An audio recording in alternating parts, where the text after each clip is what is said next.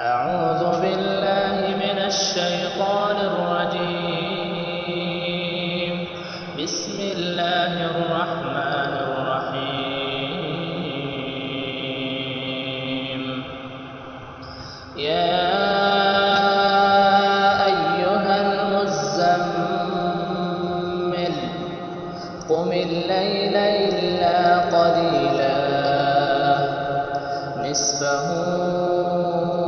أو انقص منه قليلا أو زد عليه ورتل القرآن ترتيلا إنا سنلقي عليك